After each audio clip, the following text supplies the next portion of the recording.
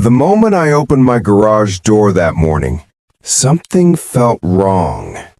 My space, my property, looked disturbingly lived in, as if someone had quietly claimed it while I slept. And when I saw the car parked inside, positioned as it belonged there, a chill crawled up my spine. It wasn't a mistake. It wasn't an accident. It was a message. And it came from the one person in the neighborhood who believed the rules never applied to her.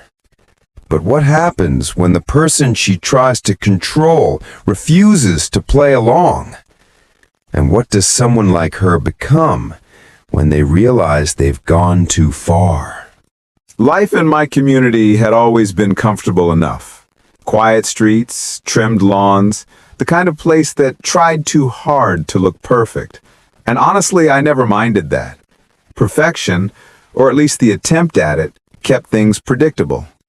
I worked long hours and valued having a peaceful place to come home to. My small home was modest, but exactly what I needed. A place where I could breathe, a place where no one bothered me, a place where I was finally able to detach from the constant pressure of the outside world. When I first moved in, I didn't know much about HOAs. I assumed they were like any other neighborhood committee, mostly symbolic, mostly harmless. A few fees, a few rules, keep your lawn tidy, don't leave trash bins out too long, the usual stuff. I didn't expect them to care about every inch of your existence or every inch of your property. But that was before I learned about her. She was the unofficial queen of the HOA. Everyone called her Karen behind her back. Some even slipped and called her that to her face. She was the type who walked around the neighborhood with a clipboard, even when there wasn't a meeting. The type who believed that her sense of order was the law. The type who looked at every house like it was an incomplete project only she could perfect. I had never interacted with her directly in the beginning, but I had seen her.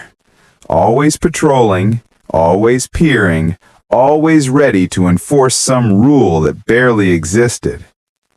I stayed out of her way. I figured that was the safest approach. I paid my dues, kept my yard clean, and followed the rules.